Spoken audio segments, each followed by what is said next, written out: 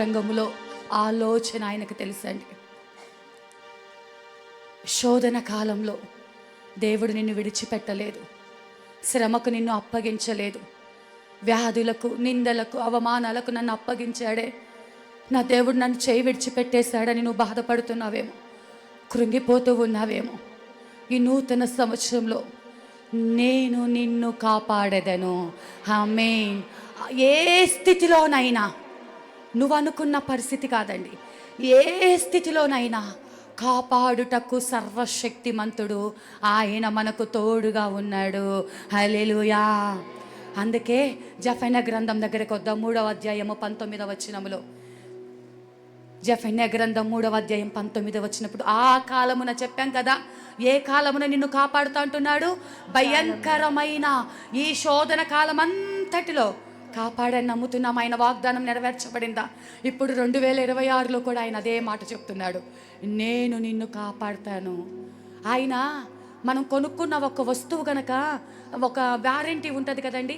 5 సంవత్సరాలు పనిచేసింది, 2 ఏళ్ళు వారంటీ, 10 ఏళ్ళు వారంటీ అంటారు కదా. కేవలం 1 సంవత్సరానికో, 2 సంవత్సరాలకో, 10 ఏళ్లకో కాపాడి ఆ తర్వాత వదిలివేసే దేవుడు కాదండి. హల్లెలూయా. మన దేవుడు ఆయన రాకడ వరకు నిన్ను కాపాడే దేవుడు. హల్లెలూయా.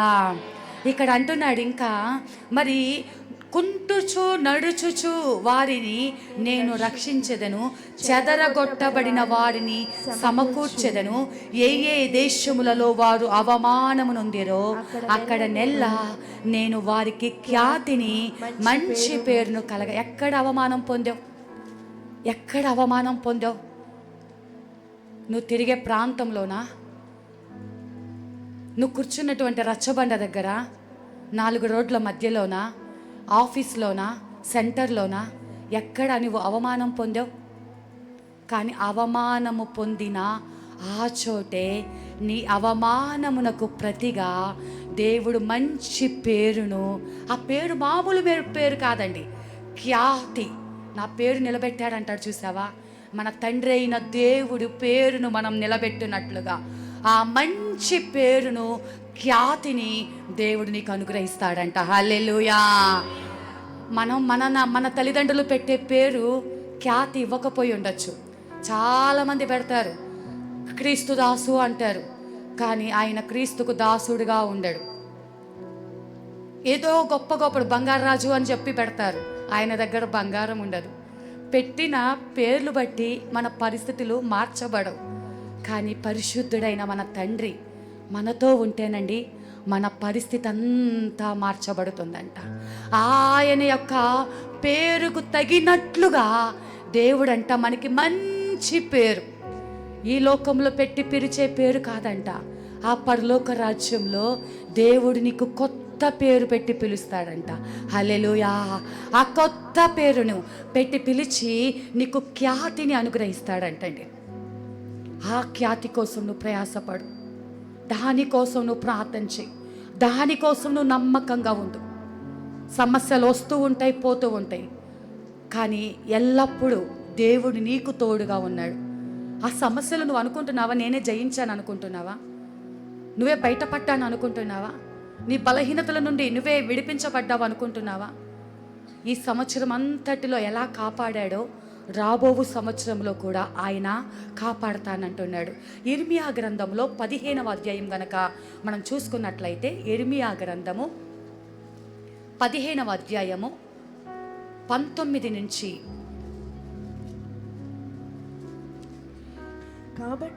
కాబట్టి యెహోవా ఇలాగు సెలవిచ్చుచున్నాడు, నీవు నా తట్టు తిరిగిన ఎడల నీవు నా సన్నిధిని నిలిచినట్లు నేను నిన్ను తిరిగి రప్పింతును. ఏవి నీచములో, ఏవి ఘనములో గుర్తుపట్టిన ఎడల నీవు నా నోటి వలె ఉందువు. వారు నీ తట్టునకు తిరగవలెను గాని నీవు వారి తట్టునకు తిరగకూడదు. ఇర్మియా గారి ద్వారా దేవుడు మనతో మాట్లాడుతున్నటువంటి మాట ఏంటంటే, యెహోవా ఈ 2026వ సంవత్సరం మొదటి దినములో ఇలాగు సెలవిచ్చుచున్నాడు. ఏంటంటే, నువ్వు సమస్యలు బట్టి, పరిస్థితులు బట్టి, నువ్వు ఎదుర్కొంటున్న నిందలు బట్టి వేరే తట్టు తిరిగిపోయావేమో, మనుషుల తట్టు తిరిగిపోయావేమో, బంధువుల తట్టు తిరిగిపోయావేమో, లోకంలో అవకాశాల తట్టు తిరిగిపోయావేమో. దేని తట్టు తిరిగిపోయావో ఇప్పటికైనా నీవు నా తట్టు తిరిగిన ఎడలా, హల్లెలూయా, ఆయన ముఖ కాంతి నీ మీద ప్రకాశిస్తుంది. హల్లెలూయా. నువ్వు దేవుడు ఇప్పుడు ఈ పరిశుద్ధ స్థలంలో ఉన్నాడు అనుకోండి, ఇక్కడ ఇలా ఉన్నాడు. నువ్వు సమస్యలకు వచ్చేసరికి, సమస్యలు పెరిగే కొద్దీ, కష్టాలు పెరిగే కొద్దీ నువ్వేమైపోతున్నావు తెలుసా? వెనకడుగు వేసేస్తున్నావు, వెనకడుగు వెనకడుగు వెనకడుగు, ఇలా దూరం దూరం దూరం దూరం నడుచుకుంటూ వెళ్ళిపోతున్నావు. ఇక్కడికి వస్తే ఆయన ముఖ కాంతిలో నీకు వెళ్ళవలసిన మార్గం ఏదో క్లియర్గా కనిపిస్తుంది. నువ్వు ఏ మార్గం గుండా వెళ్ళాలో ఆ మార్గంలో రాళ్ళున్నాయా, రప్పలున్నాయా, ముళ్ళున్నాయా, ఆ మార్గం క్షేమమైనదేనా, ఆ యొక్క మార్గము నీకు మేలైనదేనా అని ఆ దేవుని సన్నిధిలో ఉంటే ఆ వెలుగులో నీకు మేలైన మార్గం చూపిస్తాడు. నువ్వేం చేస్తున్నావు? సమస్యలు బట్టి, బాధలు బట్టి, నువ్వు ఎదుర్కొంటున్న పరిస్థితులు బట్టి వెనకడుగు వేసేసుకుంటూ వెళ్ళిపోతున్నావు, వెనక్కి వెనక్కి వెనక్కి వెళ్ళిపోతున్నావు. వెళ్ళే కొద్ది ఏమైపోతుంది? దేవుడి సన్నిధికి నువ్వు దూరం అయ్యే కొలది నీలోకి చీకటి ప్రవేశిస్తుంది. ఆ చీకటి నీలోకి ప్రవేశించి నీకు అర్థం కావట్లేదు. నువ్వు చేసేది ఏంటా, నువ్వు వెళ్ళేది ఏ మార్గమా, నువ్వు చెప్పేది ఏంటన్నది అర్థం కాని పరిస్థితిలోకి వెళ్ళిపోతున్నారు. అయితే దేవుడు ఈరోజు మీతో మాట్లాడుతున్న మాట ఏంటంటే, ఇప్పటికైనా ఏ తట్టు నువ్వు తిరిగి ఉన్నావో, ఏ తట్టు తిరిగి ఉన్నావో ఆ తట్టు తిరిగితే నీకేమవుతుంది? చీకటి, అంధకారం, గాఢాంధకారం, భయంకరమైన శ్రమ, చెప్పుకోలేని పరిస్థితి. యోవేలు గ్రంథం ఒకసారి తీయండి, ఇది ఇలాగే అలా చేయి అడ్డు పెట్టి. యోవేలు గ్రంథము 3వ అధ్యాయము,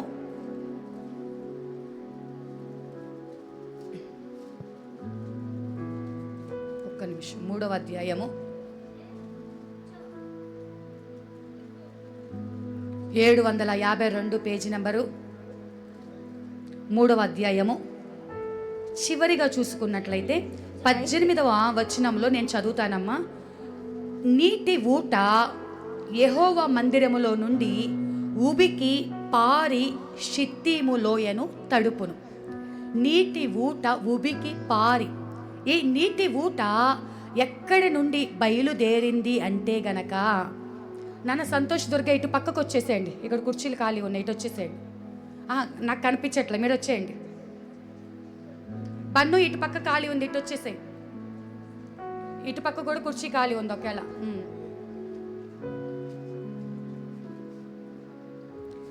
నీటి ఊట దేవుడి సన్నిధి నుంచి వస్తుంది. నీకు చెప్పాను కదా, దేవుడి ప్రత్యక్షత ఉంటే, దేవుడి సన్నిధి నీకుంటే ఏం జరుగుతుందో చూద్దాం. గాఢాంధకారపు లోయ ఈ షిత్తీము లోయ. ఈ షిత్తీము లోయ అంటండి, లోయ అంటే మీరు గమనించుంటారు, మా ప్రాంతానికి మేము వెళ్ళేటప్పుడు నేను ఇంతకుముందు కూడా చాలా సందర్భాల్లో చెప్పాను, నల్లమల్ల అడవులు ఉంటాయండి. అడవుల్లో మా ప్రాంతానికి నంద్యాలకు వెళ్ళాలంటే ఇట్లా ఇట్లా క్రాస్గా ఉంటాయి. అయితే ఆ లోయలో గుండా పడితే గనక లారీ కానీ బస్సు కానీ ఇంకా ఆ యొక్క ఖచ్చితంగా యాక్సిడెంట్ అయ్యి ఏదో ఒకటి అయిపోతుంది.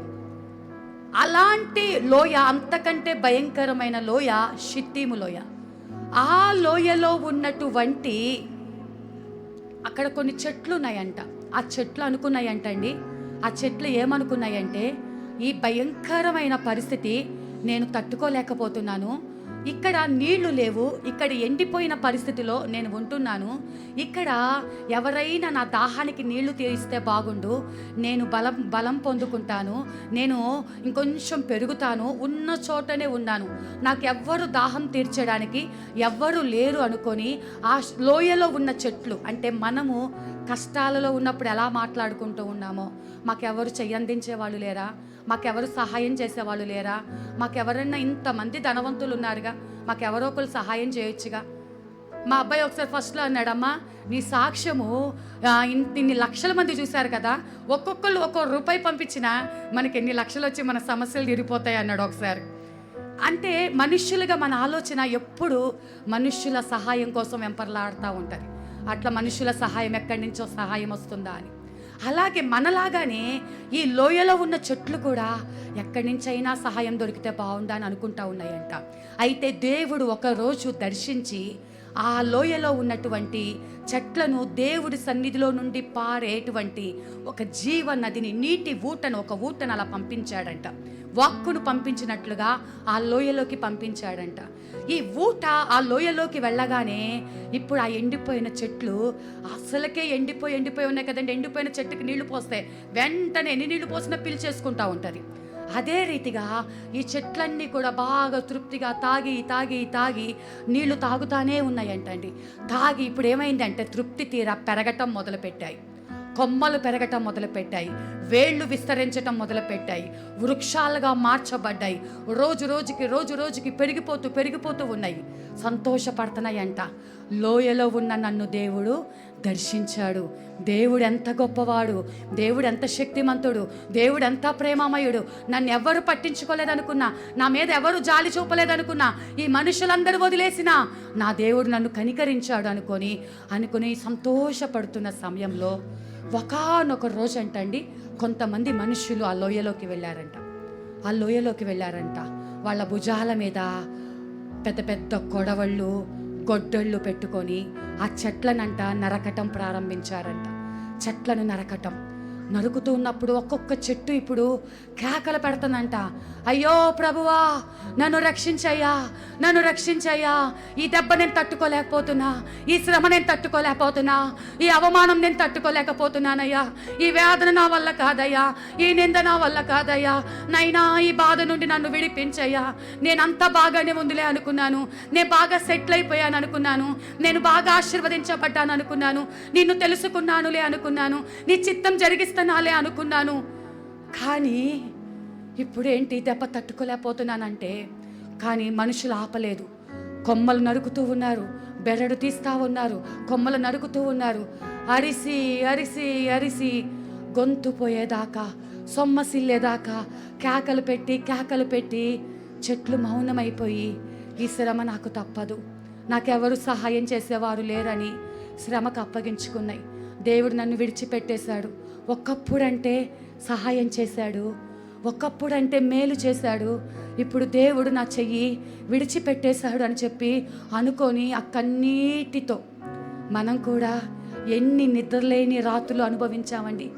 నిద్ర పట్టక తిరిగి మగవాళ్ళు అయితే బయట తిరుగుతూ ఉంటారు, ఆడవాళ్ళు రహస్యంగా ఎవరు చూడకుండా కన్నీరు కార్చి ఎంతవరకు ఈ వేదన మా వల్ల కావటం లేదయ్యా, మా శక్తి సరిపోవటం లేదయ్యా, ఈ బ్రతకట కంటే చనిపోవటం మేలు అయ్యా అని చెప్పి చావు కోసం ఎదురు చూస్తున్న వారు ఇక్కడ ఎంతమంది అయితే ఉన్నారు. చావు కోసం ఎదురు చూస్తున్నవారు.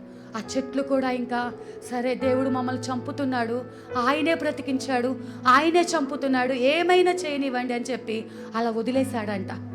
అలా వదిలేశాక ఈ యొక్క నరకబడిన మొద్దులు, ఆ కొమ్మలు, ఆ చెట్లు అన్నీ మోసుకుంటూ ఇప్పుడంట ఒక స్థలానికి తీసుకెళ్లారంట. ఆ స్థలానికి తీసుకెళ్ళి వాళ్ళు కోరుకున్న రూపాన్ని షేప్ చేస్తున్నారు, పైన బెరడు నరికేస్తున్నారు, ఎట్టు కావాలంటే అట్లా నరుకుతూ ఉన్నారు. దానికి వాళ్ళు ప్రణాళికలో ఏదైతే వారి ఉద్దేశంలో ఉన్నాయో ఆ రూపం వచ్చేదాకా నరుకుతూ ఉన్నారంటండి. ఏంటో కొడుతున్నారు, అంటిస్తున్నారు, పైన పోస్తున్నారు, అప్పగించుకున్నాయి, ఏమైనా చేయనివ్వండి అని. మరి జీవోత్సవాలు అంటారు కదండి, శ్రమకు అప్పగించుకున్న వాళ్ళకి అమ్మ హ్యాపీ న్యూ ఇయర్ అంటే, సంతోషంగా ఉన్న వాళ్ళకి హ్యాపీ న్యూ ఇయర్ అంటారు, బాధల్లో ఉన్న వాళ్ళు హ్యాపీ న్యూ ఇయర్ అమ్మ. తప్పదుగా వాళ్ళు చెప్తున్నారు, బాగున్నారా? బాగున్నామమ్మ. పైకి లోపల బాగోరు, పైకి మాత్రం బాగున్నామమ్మ, హ్యాపీ న్యూ ఇయర్ అమ్మ, హ్యాపీ క్రిస్మస్ అమ్మ, పెదవులతో వచ్చే మాటలు. సరే వాళ్ళు కూడా, ఆ చెట్లు కూడా అప్పగించుకున్నాయి. ఇలా జరుగుతూ ఉన్నటువంటి సమయంలో అంత రూపం వచ్చింది, ఒక్కొక్క దానిని ఒక్కో రూపం, ఒక్కొక్క దాన్ని ఒక్కో రూపం. ఎక్కడికి తీసుకెళ్లారో తెలుసా? దేవుని ప్రత్యక్ష గుడారంలోకి తీసుకువెళ్ళారు. హల్లెలూయా! దేవుని ప్రత్యక్ష గుడారంలోకి. అంతకుముందు వాళ్ళ బ్రతుకులేంటో తెలుసా? ఒక లోయ అనుభవం, అందరి చేత తృణీకరించబడిన అనుభవం. నీకు అనుభవం గుర్తులేదా? ఇప్పుడు ఒక్కసారి నీ ప్రార్థనకు జవాబు రాకపోతే దేవుడు నన్ను మర్చిపోయాడు అనుకుంటున్నావే. ఆ లోయ నీకు గుర్తులేదా? ఆ లోయ అనుభవంలో నువ్వెంత కన్నీరు కార్చావో. దేవుడు నిన్ను దర్శించి వాక్కును పంపించి నిన్ను బాగు చేసి నిన్ను బలపరిచి నువ్వు విస్తరించినట్లుగా, కొమ్మలు ఎదుగునట్లుగా, లోతుగా ఎదుగునట్లుగా, బలము తెచ్చుకున్నట్లుగా, అనేకులకు నీడనిచ్చినట్లుగా, అనేకులకు ఆశీర్వాదకరంగా నిన్ను మార్చినప్పుడు దేవుడు ఇప్పుడు ఒక శ్రమను అనుమతించాడు. ఆ శ్రమ అనుమతించినప్పుడు ఆ శ్రమను ఓర్చుకోవా?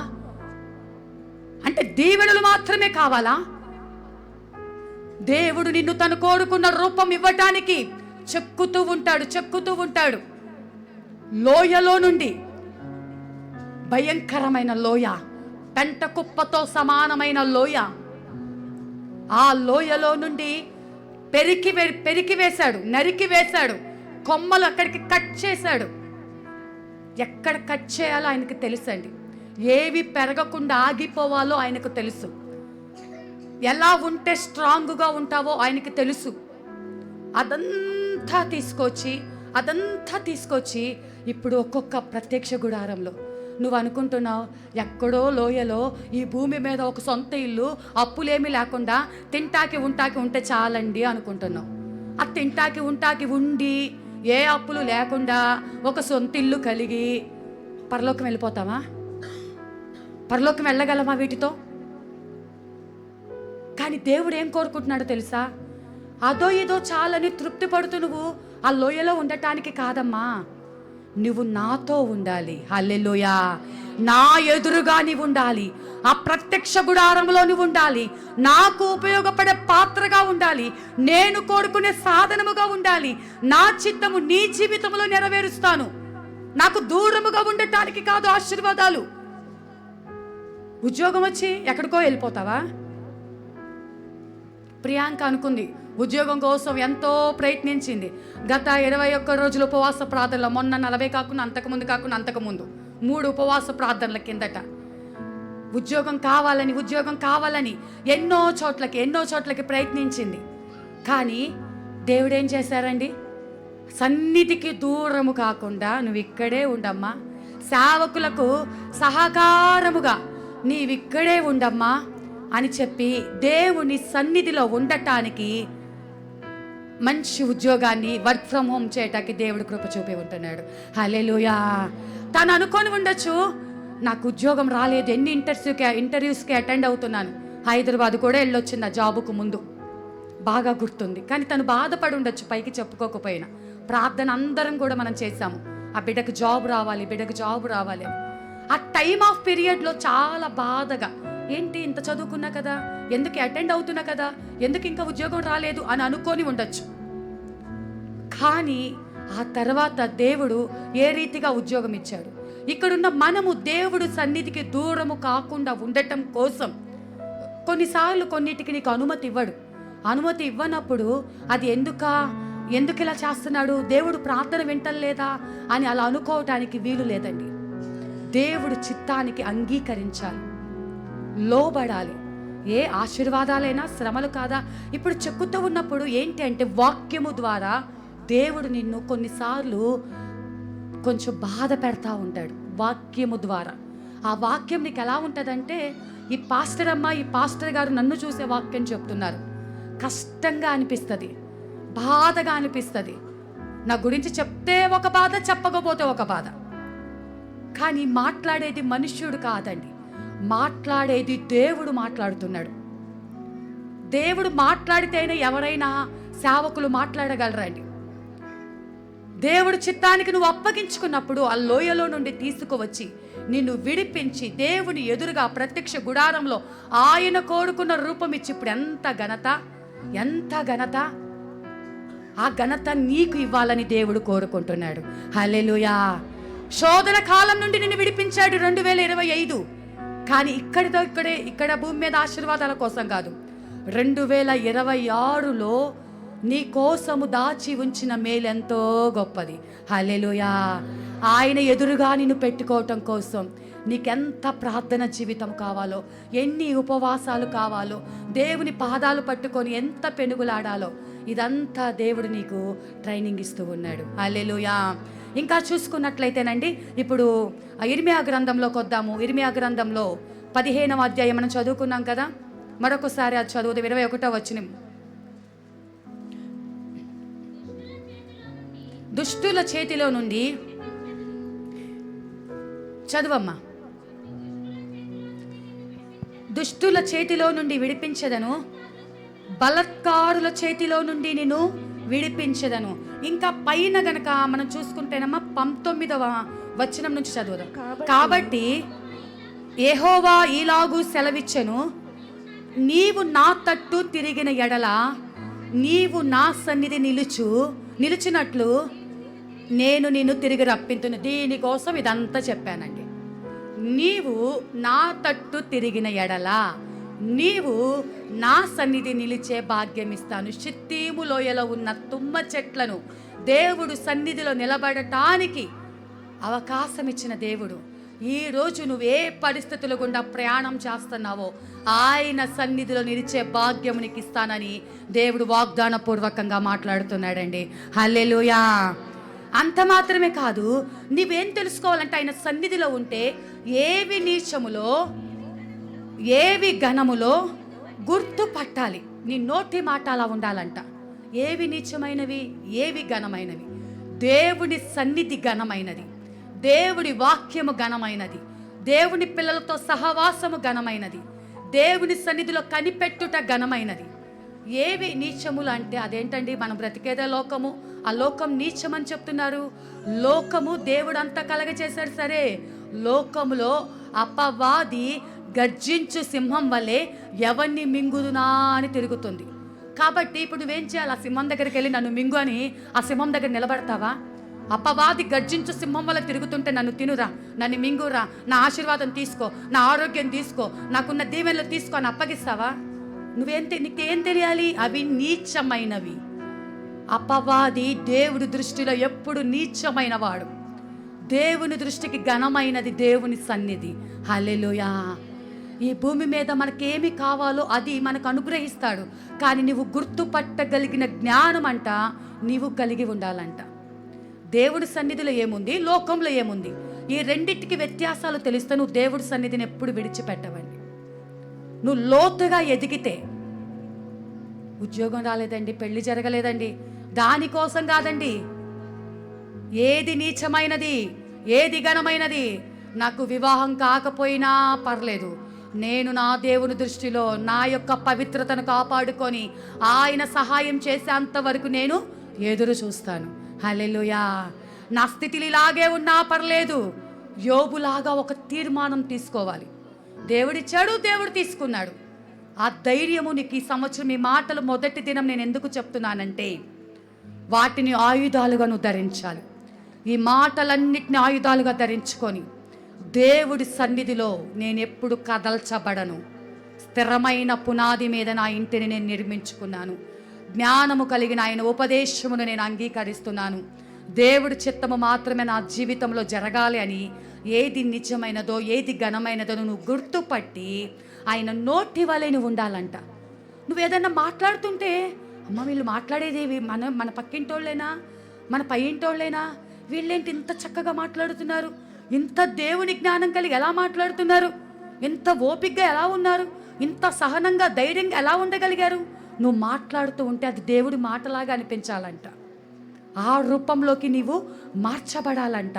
అప్పుడు అంటున్నాడు, అప్పుడు నిన్ను ఈ ప్రజలను పడగొట్టజాలని ఇత్తడి ప్రాకారముగా నేను నియమించేదను. హల్లెలూయా. దేవుడు నిన్ను ఎలా నియమిస్తాడంటండి? పడగొట్టజాలని ఇత్తడి ప్రాకారం. సాతాను ఎన్ని రకాలుగా వచ్చినా నిన్ను పడగొట్టలేరు. ఎందుకంటే నువ్వు దేవునిలో లోతైన అనుభవంలో వేరుపారి స్థిరముగా విస్తరించి ఉన్నావు. హల్లెలూయా. ఈ గాలి తుఫానులు ఎన్నొచ్చినా లోతైన వేరు పాతుకుపోయి ఉన్న నిన్ను కదలించలేదండి. నీటి ఓరన నాటబడిన చెట్టు వలె నీవు ఉన్నావు. కాపు మానక తన కాలమందు ఫలమిచ్చు చెట్టు వలె నువ్వు ఉన్నావు. నువ్వు ఫలించాలి. నీకు ఎప్పుడు తన కాలమందు, ఇంకో చోట 2 రకాలండి. తన కాలమందు ఫలమిచ్చే చెట్టు ఏంటో తెలుసా? ఇప్పుడు నీకు ఇంటద్దె కట్టాలా, ఇంటద్దెకి నీకు ఎంత డబ్బు కావాలి అంత అప్పుడు అందుతాయి. ఫీజు కట్టాలా, నీకు ఎంత కావాలి అంత అందుతాయి. నీకేది అవసరమో తన కాలమందు దేవుడు తనకు సహాయం చేస్తానే ఉంటాడు. అయితే దేవుని బిడ్డలుగా మనం ఇంకో కొంచెం ఎక్కువ ఎక్స్పెక్ట్ చేయొచ్చు. 12 కాపులు కాసే ఫలము నాకు కావాలి ప్రభువా. హల్లెలూయా. 12 కాపులు నాకు కావాలి ప్రభువా. ఏ కాలంలోనైనా ఫలించే చెట్టులాగా ఉండాలయ్యా. అది నా కోసం కాదు, దేవుడు మళ్ళీ అది చూస్తాడు నీ మనసును.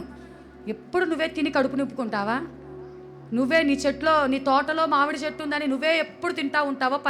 ఎండాకాలం కాసే మామిడి పళ్ళు ప్రతిరోజు కాసాయి అనుకోండి, తిని తిని తిని నువ్వే తృప్తి పొందుతావా? కాదు.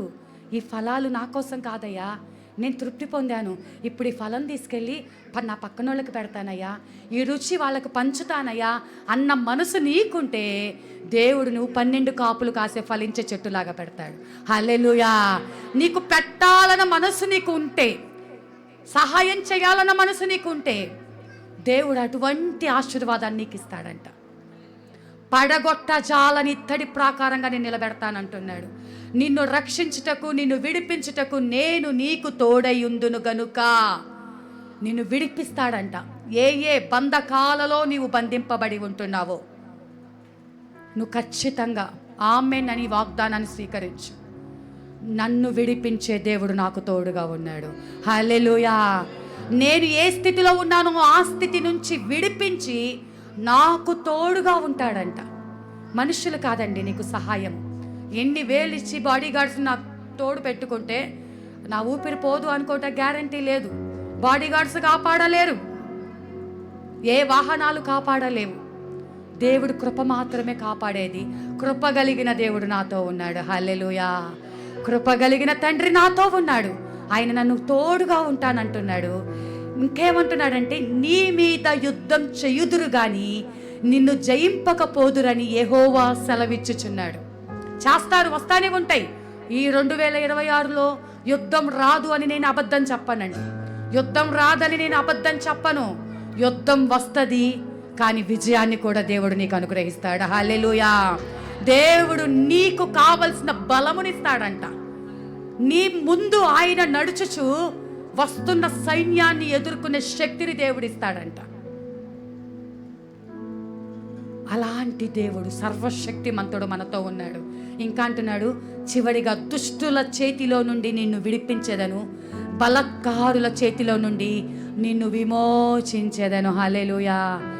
ఏ దుష్టులు, ఏ బలత్కారము, ఇక్కడున్న మీ అందరిలో ఎవరెవరికి ఏ బలత్కారముతో బంధింపబడి ఉన్నారు, ఏ స్థితిలో బంధింపబడి ఉన్నారు, దేన్ని బట్టి నలిగిపోతూ ఉన్నారు, వాటన్నిటి నుండి విడిపించే సంవత్సరం ఈ 2026.